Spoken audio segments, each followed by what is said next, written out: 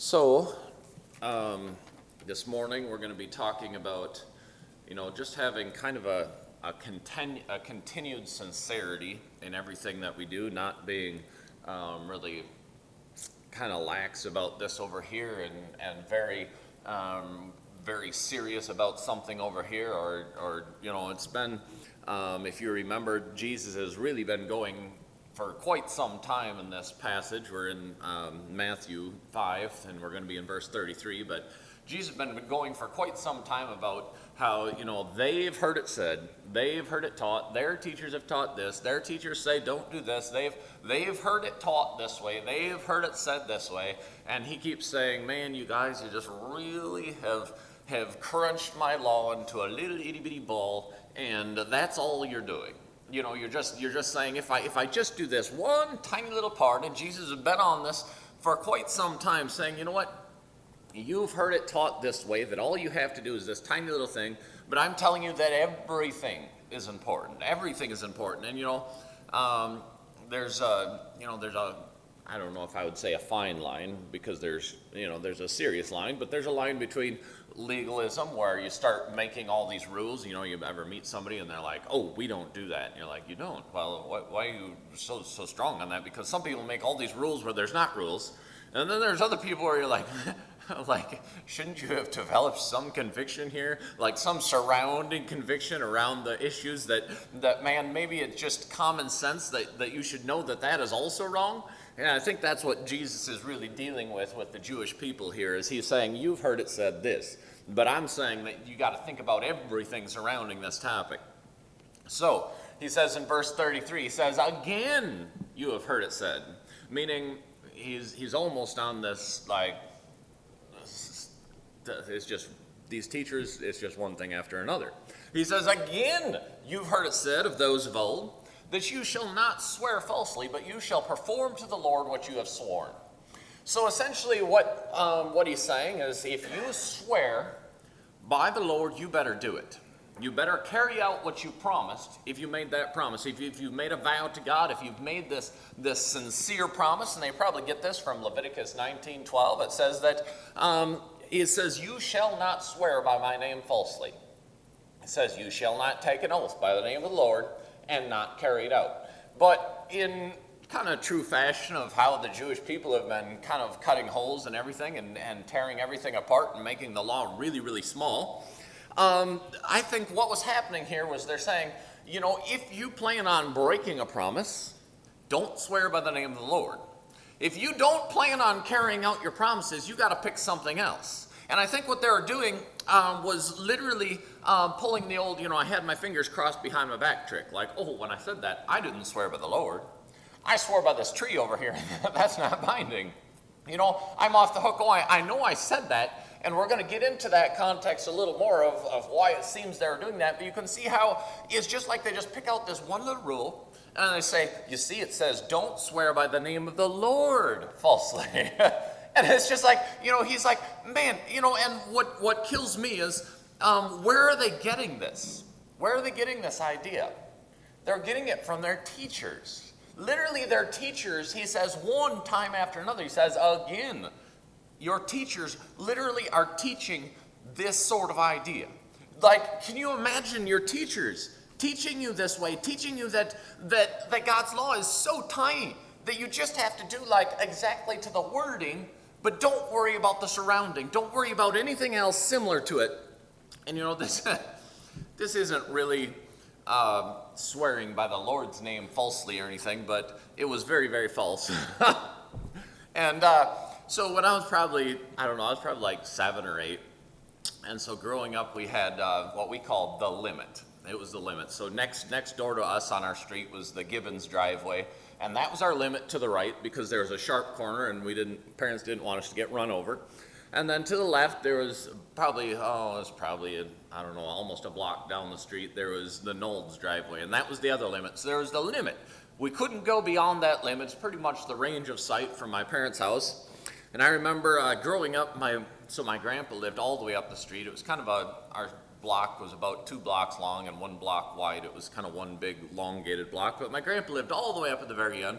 And my older brother would always get permission to go up there for like 2 weeks at a time. And I was always jealous, because he'd be like, oh, me and Grandpa are working on a project, so, I'll be up there every day for the next 2 weeks. And, Mom and Dad would be like, okay, and I'd always feel like, man, I got this limit, So this one day I woke up and I knew that he had been getting up early and already going up there. So I woke up and I was like, you know what, I'm going. And I remember I walked up to my limit and I was like, all right, I'm going. And I remember crossing it and walking, and I was like, ooh, it feels weird being up here, by myself, walking up. Walked all the way up to my grandpa's house. He opens the door. He's like, Nady, come on in, And it was as great as I pictured it, It was chips and cookies and pop, and he gave me a paintbrush, and I was helping paint this wall, and it was great until the phone rang. And he's like, yeah, he's here. I was like, oh, no. And he's like, Nate, your mom says you got to get home right now. She says you didn't ask. So I walked home, probably much slower than I walked up. And I got home. She's like, you're going to have to deal with Dad when he gets home from work, because that was bad. So I got to think about it all day. I got to come up with a story. So I came up with this story, and I was like, see, the thing was, I was up there standing at my limit like a good kid. And, my older brother went by, and I figured, well, if he has permission, I can go with him. So I figured it would be okay. So, didn't work. My dad called down my older brother. He's like, so, is this true? He's like, nope, not true. Came up like an hour later. I was like, well, so the thing was, you just didn't see me when he went past. He's like, nope, couldn't have missed him. He was like, he came up an hour later. I would have seen him. I was like, yeah, but I was like off to the side, Nope, couldn't happen. I was like, well, there's some bushes there. Nope, I would have seen him, and I would have known. And this went on for like 45 minutes or an hour. And it was so painful. It was just like, I remember just this in my mind was the worst. And I thought to myself, I will never lie again. I was like, this is a lesson well learned. And I can't tell you the relief it was to finally get a spanking. Because I was like, it's over. I was like, it's over. And I was like, I'm never going to get caught in a never-ending lie and finally be spanked at the end anyway. I was like, it would just be better just to take your punishment, be like, this is what it is. This is what happened, and just be honest. And although I didn't find myself swearing by the Lord's name falsely, it was quite a story, and it didn't end well. But I do want to pull out of this just the general aspect of honesty, just in what we find to be something that we should hold to as true, and what we think is important, and when we think honesty is important, because they had a serious problem with when honesty was important here. He says, again, you've heard it said of those of old. He says, you shall not swear falsely, but you must perform to the Lord what you have sworn. And then he says, but I say to you, do not take an oath by heaven, for it is the throne of God. And he says, do not swear by the earth, because that is his footstool. And he says, do not swear by Jerusalem, for that is the city of the great king. He says, you know what? He says, it's not just swearing by the Lord. He says, don't swear by anything up here. That's mine. Don't swear by anything down here. That's mine. Don't swear by anything over there. That's mine. Me, I created it. I am owner. It is my rule and my kingdom. And anything that you swear by, you're held accountable. And it's sad that he has to paint a picture this vividly. It's pretty sad that, I don't know, maybe one day I'm going to find out just how blind, and probably truthfully I will. I'll find out just how dumb I was. I'll be like, oh man, I taught this, and I thought this, and I did this. But sometimes you think, does God really have to paint you a picture? Like, not only can you not swear falsely by this, but you can't swear falsely by anything. Like, is there anything I've missed? And then he adds this, he says, do not take an oath by your head, for you cannot make one hair black or white.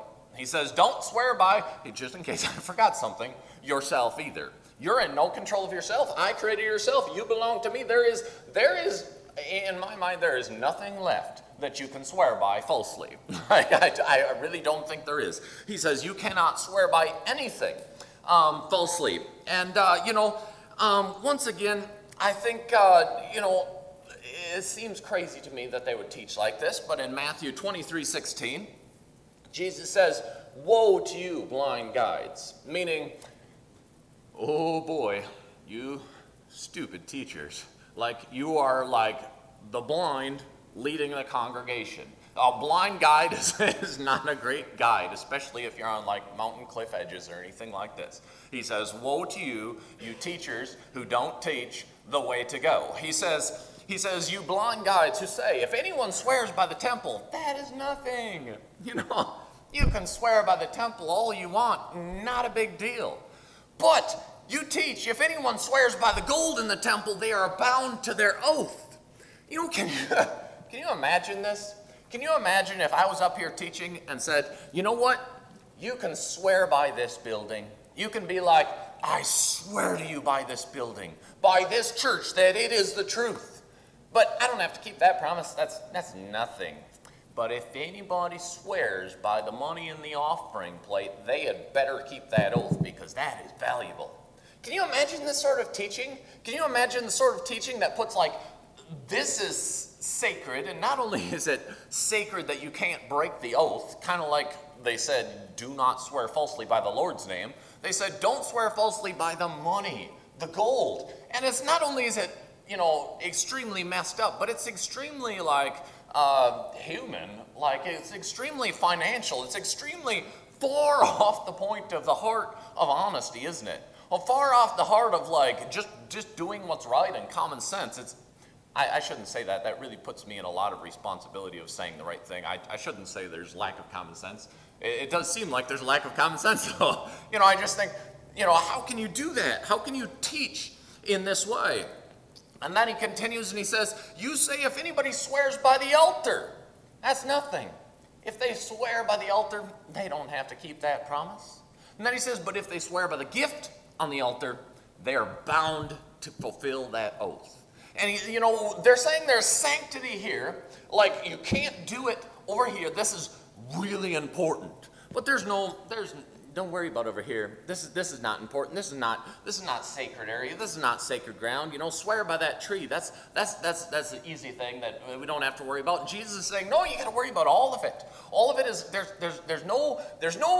we're not going to find an area here where it's not important to do what's right. We're not going to find an area where you can like do whatever you want over here, but you can't over here. He's like, can't you see that like my laws are supposed to be a little bit bigger and a little bit fuller and a little bit more complete, that your life is not supposed to be live however you want over here and just obey this little rule over here.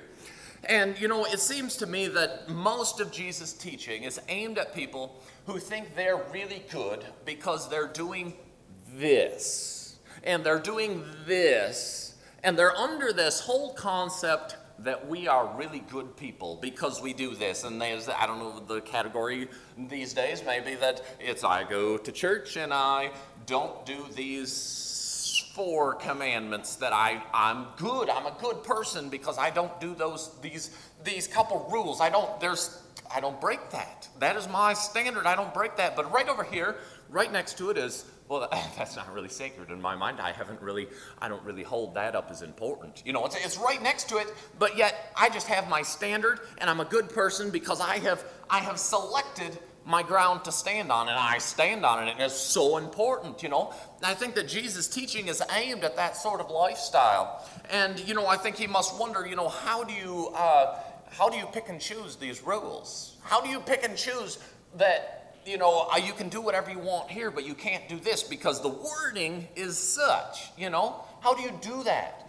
And I think, I've heard many people say, many times over the years, even through youth group, growing up, things like that, I've heard many people say, you can't swear in church.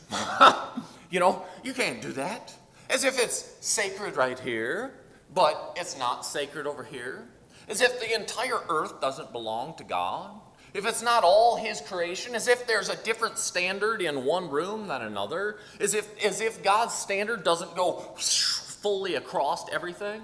And I can't tell you Like, I mean, almost probably a weekly thing. I can't tell you, how many times people have said, don't swear in front of the preacher, as if it's, and I think, honestly, it doesn't bother me.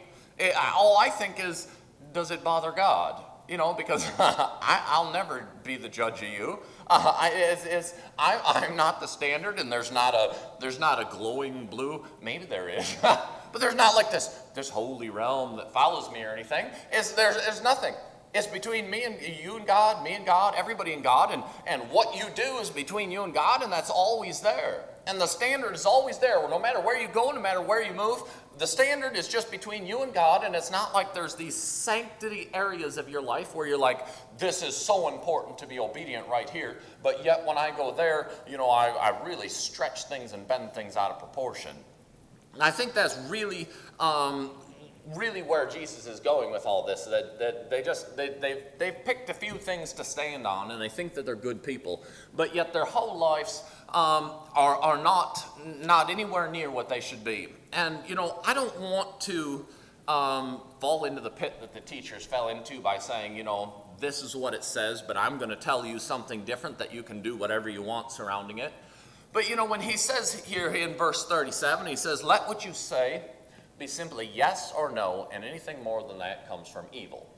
And I think many people would look at this and they would say, well, the point is, and there is this point, don't get me wrong, there is this point here that Jesus is saying, don't go around swearing by everything, as if it's not a big deal. Don't go by, I take an oath by this tree, but I don't know if I haven't seen this problem rampant lately either, but it was in their culture.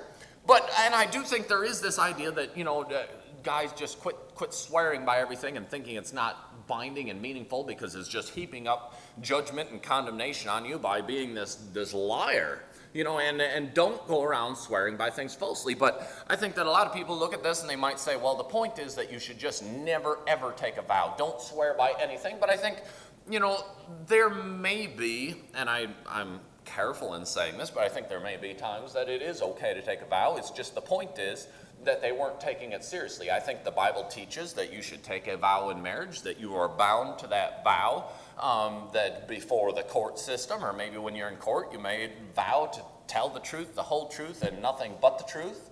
There is times in Galatians 1:20 where Paul says, he says, in what I am writing you, before God, I am not lying. He says, before God, I am telling you, this is the truth.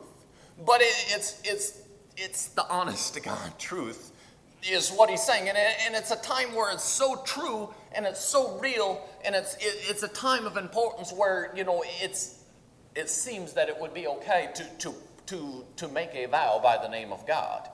And also, Jesus says, he says that my Father bears witness of me, that this is truth. He says, through God, I am telling you that this is the truth. And I think that maybe there are times where it is permissive to take a vow, but I think the point is that they were really teaching that vows are just a fun thing that you do, and you don't have to keep them unless you swear by these three things or this one thing. And it was just this whole lack of sincerity across the entirety of their lives. So in closing today, number one, we need to make sure, once again, that we're not picking apart God's word. We're not just taking it and saying, I'm going to grab this little tidbit and this little tidbit, I'm going to put it together, and I'm going to weld this little framework that I live by, even though over here and over there I live however I want. I think the point is here that we need to be consistent through God's word. We need to be consistent in the Bible. We need to be consistent as teaching. We should not be coming to church and putting on some sort of,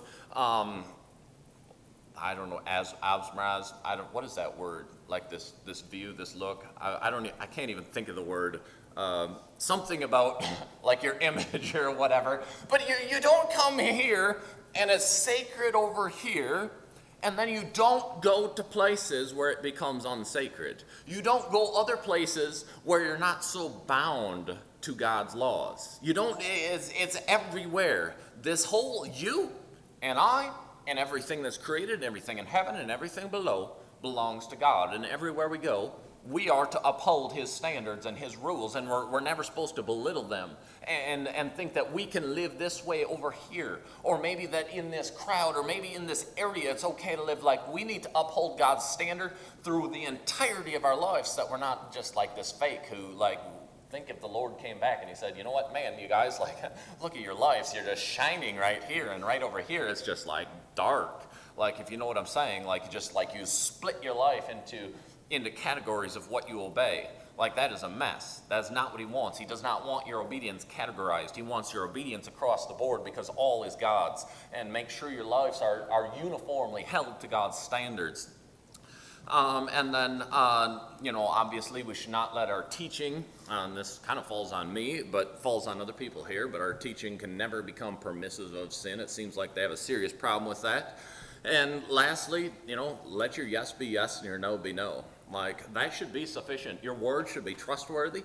You should be honest. You shouldn't be filled with lying and things like this. And when you say yes, it should be yes. And when you say no, it should be no. And that should be sufficient. You shouldn't need to swear and to swear by things. And I think the one thought I have is, when Peter was caught in denying of Christ, he says, he begins to swear and begins to saying, this is the truth.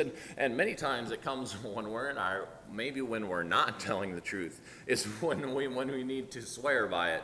At least in our selfishness, that we're tempted to just really build up, what we're saying. But you know what? We just need to be honest people, that yes and yes is no and no, and there's a time for vows, but it's not always, not all the time. We need to be consistent through our lives and honest in everything that we do. So we'll have a closing song this morning.